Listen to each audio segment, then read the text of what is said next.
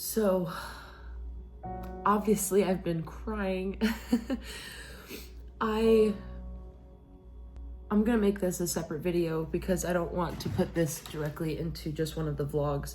I want to share this thought process that I'm having and learning, and it's so real and raw for me, and I have never been somebody who films themselves crying, but this was one I honestly did want to show, kind of right what I was feeling like in the rawness of the moment.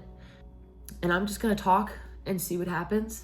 But yeah, so I have been on this long journey now of, I wouldn't even want to say trying, because I wasn't trying very hard, because I didn't understand and I didn't want to understand. But I've been on this journey of, I think, the Lord wanting me to understand and grow in understanding and feeling and experiencing grief. And like I just said, I feel like I've avoided it a lot of my life out of not understanding, and a part of me not wanting to understand the pain of it. Also, some of me out of just not understanding, I just didn't understand why it was necessary, or even I didn't even understand how to feel it. Because I did kind of just always take grief as like when someone dies. And I personally have never directly lost someone to death. It's not an experience that I've had. And I would say the closest to that is most recently in this year. About a year ago, I got to move in with a friend's grandmother and live with her for free. And that ended up being one of the most special experiences of my life.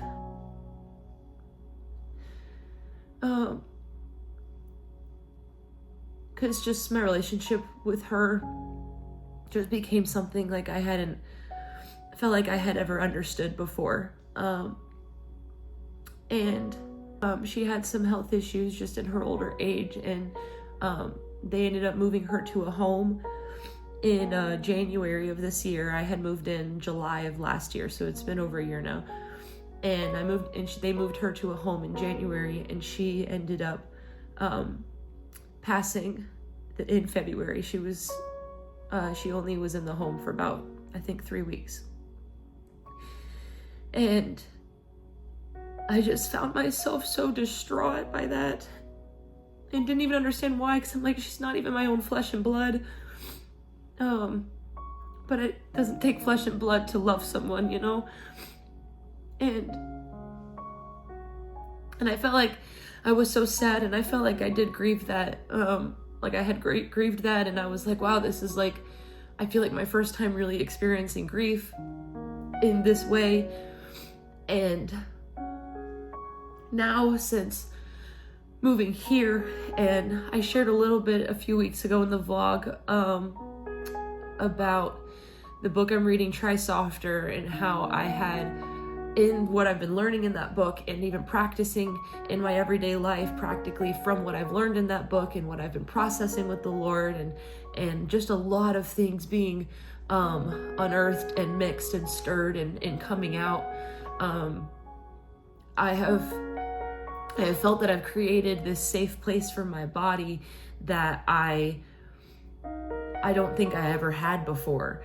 And so now, as a 25-year-old, I feel like I am feeling and experiencing emotions that probably are from who knows when, but within the past 25 years of my life. And I have never realized how much grief from my childhood, adolescence, and teenage years, and even my earlier 20s, that I had felt and been holding on to and never experienced, or allowed myself to experience, is really the better way of phrasing it. And so there's been a few things lately in my life, both personally in my life, and then just things that I've watched, both that are happening in the real world and then also just fictional things. Charlie Kirk's death obviously has been devastating, and I had watched him and known him before his death, but since now that he's passed, I have I've not been able to get enough of his content, and I've been watching more than I ever had before he died. And I've been so moved by it, and I didn't watch it all the way through, but I've seen multiple clips now from his memorial that was posted. Today's Monday, September 22nd. And so his memorial was yesterday, the 21st, and it was his wife's part specifically I was so moved by. And a lot of the videos I've loved have been the ones of watching him and his wife interact with each other, and the way he talks about his wife, even the way she talks about him. I think that speaks magnitudes to how a person loved someone, was how that other person talks about them, both to their face and when they're not around. And the way even Erica Kirk forgave the man that murdered her husband publicly was so beautiful, and I think the most humble thing she could have done from that platform. And then also that's the real thing. That's one of the real reality things. And then even, I don't know if any of you watch Young Sheldon or The Big Bang Theory, but if you know anything about either of those shows, you understand the main character, Sheldon, his father is dead in the show. These are all completely fictional characters. But the show finale of Young Sheldon is the father passing and them grieving, and Sheldon choosing the college that leads him to how Big Bang Theory goes.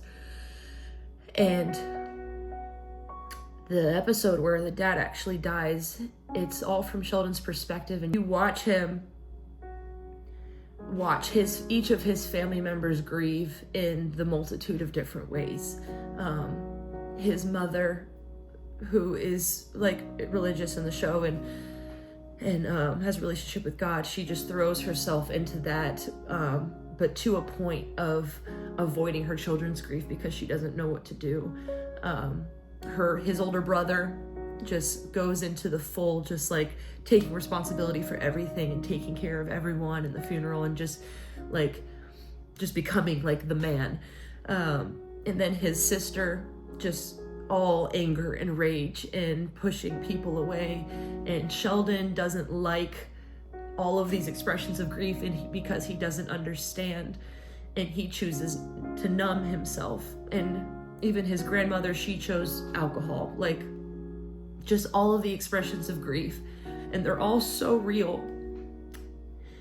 And I found myself just weeping watching this, and it's fictional, but I've never cried much at all, but especially like that, to both fictional and even in real deaths that I've been around for in my life. And I always actually used to think there was something wrong with me because I just didn't understand. And I even, and then I watched a video today. I love the show Dancing with the Stars, and Robert Irwin, Steve Irwin, Crocodile Hunter, his son is on this season, and his oldest daughter, Bindi, was on a season almost a decade ago. And I just watched the video. They do a dedication episode every season, and so for her dedication dance, obviously it was for her dad, and she lost her dad as a very little girl. She was only, I think, 7, 8 years old, and she talked about in the behind the scenes before the dance of how she was so young when she lost her dad that she didn't actually fully understand what happened or what that meant for her for the rest of her life. As she'll grow up now, the rest of her life without a father. And even now, and she was explaining, even now as a woman in her 20s, she still has this feeling of she expects her daddy to just walk through that door and come home. And how she still feels as she continues to grow older that she has these new waves of grief that hit her with every age, because she's realizing all of these things that happen in her life that her dad will not be around for. And like I said, I've never actually lost anybody personally in my life, especially one that I'm related to that magnitude. Grandma, like I said, felt like the closest to that, even though she wasn't my own flesh and blood. And I only knew her for not even a year of my life. But I just find myself in this place that I am, the safe place I've created for my body. I feel like grief has almost been that number one emotion that I never knew how to feel. And I was always a very angry person a lot of my life. I always chose to be angry or to numb, and really underneath the numb was just anger. And that was grief. I just didn't know. And I always chose this harder, stronger anger, almost rageful. Just that was the way I felt it. That's what felt strong. It's what made me feel in control. And I've especially been in this season of letting go of control in a lot.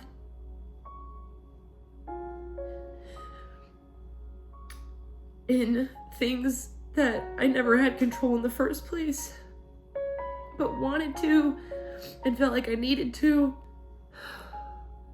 A lot of who I am, my relationships with people that I've been close to, in this process and experience has really, a lot of them have changed. There's been a lot of shifts in my relationships lately, and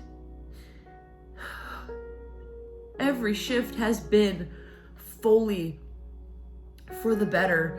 And I believe that there's not an ounce in me that doubts that any of the shifts that have happened are not good.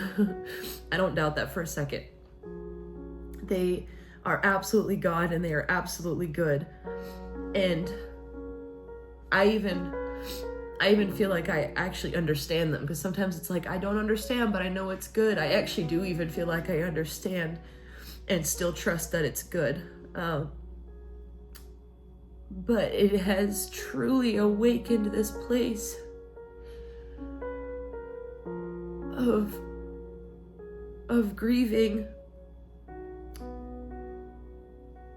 both just from so much of my past and allowing that grief to arise when and however it feels to, because I want to be that person that loves my body and my healing journey enough that whenever the emotion needs to arise, I allow it, even if it's inconvenient, because more often than not, emotions like this are pretty inconvenient. I don't feel sad, but I feel grief. And I am learning that they are different, and they are often felt together, but they don't have to be every time. And I'm actually finding the joy of grieving. I'm finding the joy even within the grief. And I'm finding them being so congruent with each other. That grief is so beautiful. And I don't even know if I fully know why I think that. But I think it's beautiful because the fact that I can feel joy within such deep bodily pain, that I can feel joy and even comfort while knowing that something that once was is now gone, whether it was good or bad. And I think that's beautiful because it just leaves so much space for more. And I think what I love about my faith with God and Jesus and the Holy Spirit, what I love most about my faith is the trust. that comes with not knowing and not understanding, because that takes a lot of pressure off of me.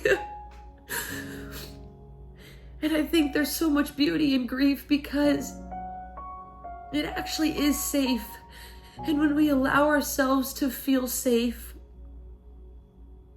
in any emotion, positive or difficult to feel, that there's so much beauty in it. Because my mom has always said emotions are like a river. Sometimes it's a stream and sometimes they're rapids, but it will always pass. And I love, even honestly, to connect, like in Pocahontas, in the song Just Around the River Bend, she says, what I love most about rivers is you never step in the same river twice. The water is always changing and always flowing. And I think that is, yes, every emotion, but that is also grief. That it will always flow the rest of your life, but you're not going to experience it the same way every time because you just let it flow. And right now I've been crying on and off for the past 30, 45 minutes because it's just flowing, and it's so beautiful because it really just tells me how safe my body feels and that it is actually healing because I am feeling it. My mom said something to me a few weeks ago that has really stuck with me and really pushed me to grow. She said, you can't see what God has for you on the other side, but you have to make space for it. And how do you make space for something you don't know or you can't see? Is you feel what you're feeling now so that like a river, it passes. And you process it in the moment, because the longer you hold on to that, you're only hurting yourself. You'll eventually hurt the relationships around you. And what if you did miss out on what the Lord wanted for you? And that's not shame. Shame can creep into that mindset, but I think there's so much beauty in letting go, because you can grieve, and there can be so much joy in grief if you just allow it. My biggest takeaway from this, that I wanted to share this just so if anyone can relate and know that you're not alone and your grief is not impossible, but also that yes, your emotions can and are sometimes big. Yes, you probably don't understand them, and yes, they hurt, but they will pass every time, and they will pass if you just let them. Because the longer you sit in how you think it should have gone, how you think God should be handling it, how you think that person should have done this or that, or they shouldn't have said this. I don't want to bring shame, but I feel like the words I have right now are, you're missing out. Because my face is sad, my tears are releasing a sadness and a grief, but I feel so good right now. Because this is the flow of releasing. There's no tightness in my chest. There's no anxiety cloud in my stomach. And there's no shame, stiffness in my heart. I felt like I'd always been carrying this rod in my heart and in my chest. I always felt like there was a tightness in my chest, and I always feel like there was this stirring, almost cloudiness of anxiety in my stomach that I would feel to the point of nausea, and I couldn't breathe well because of just the shame and anxiety that I had, because I didn't understand my feelings, but all I needed to do was just and please, I beg you, if there's anything you can do for yourself to love yourself, is this. Pay attention to what your body is experiencing when you feel big emotions arise, and just allow it to flow. I was reading in Proverbs this week, and I think it was 15:8. I'll put it in the description if I'm wrong, but I think it was Proverbs 15:8, and this was specifically in the New Living Translation, where it said, loving yourself is the beginning of wisdom.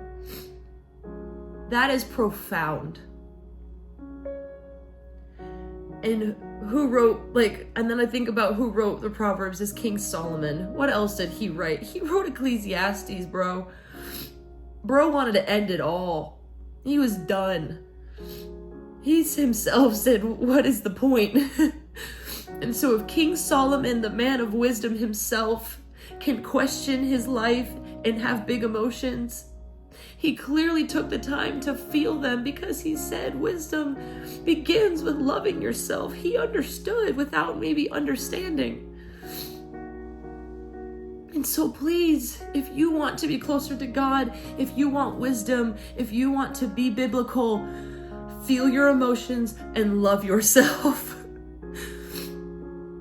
Because that is where it begins. And that is where it will remain. You will only grow in yourself and healing and getting closer to God if you just allow yourself to feel, because I promise you, friends, it will pass. We'll see how much of this I edit. I kind of want to keep it as raw as possible. And if you've made it this far, I hope that means you took something away from this. You understand. Maybe you feel seen.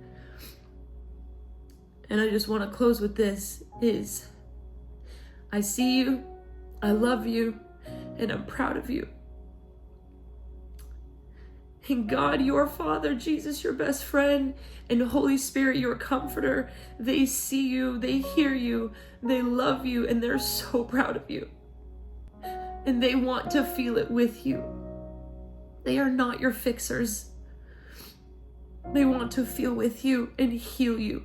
And healing is not being fixed. It is a circle that you grow in. So I'm going to close with that. This too shall pass.